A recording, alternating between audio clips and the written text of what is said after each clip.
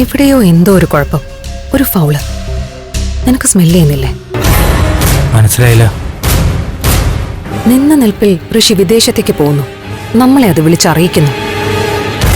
ആകെ ഒരു പുകമറ നിനക്ക് ഫീൽ ചെയ്യുന്നില്ലേ?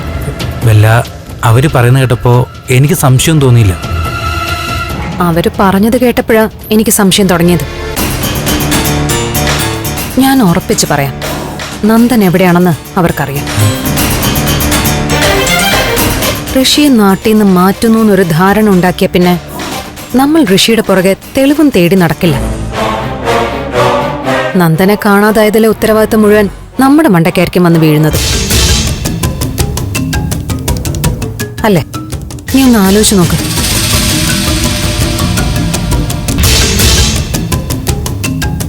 ഒരു നാടകമൊക്കെ അവനെ അവർ നടത്തുന്നത്. ഋഷി എങ്ങോട്ടും പോവില്ല.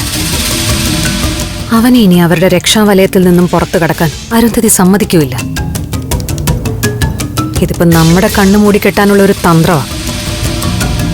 അന്വേഷണത്തിന്റെ കുന്തമുന നമുക്ക് നേരെ തിരിക്കണം. നീ പറയുന്ന കേൾക്കുമ്പോ ഇപ്പൊ എനിക്ക് അവരുടെ നീക്കങ്ങളിൽ സംശയം വരുന്നു. ആ അമ്മയും മോനെയും കുടിച്ച വെള്ളത്തെ വിശ്വസിക്കാൻ പറ്റില്ല. അവരുടെ ലക്ഷ്യം ചന്ദ്രോത്തായിരുന്നു. അതേതാണ്ട് സാധിച്ചു. അവരുടെ പക തീർന്നു. ഇനി മോന്റെ തടി രക്ഷിക്കണം. അതേ ഉള്ളൂ ഇപ്പൊ അരുന്ധതിയുടെ മനസ്സിൽ. കെവിനെ, അവര് മനസ്സിൽ കാണുന്നത് നമ്മൾ മാനത്ത് കാണണം. ഋഷി ഫ്ലൈറ്റ് കയറിയെന്നുള്ളതും ദുബായിൽ ലാൻഡ് ചെയ്തെന്നുള്ളതും നമ്മൾ ഉറപ്പാക്കണം. ഫ്ലൈറ്റിന്റെ ഡീറ്റെയിൽസ് വാങ്ങണം.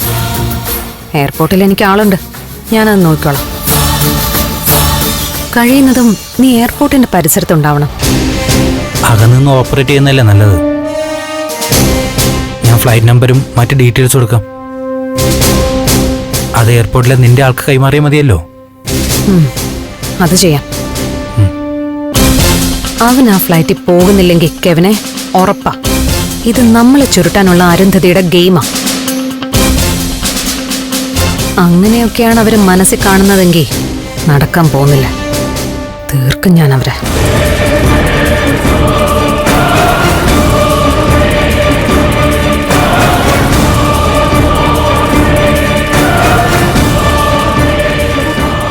നന്ദനെ കാണാതെ ഭ്രാന്ത് കയറി നടക്കുക ഞാൻ.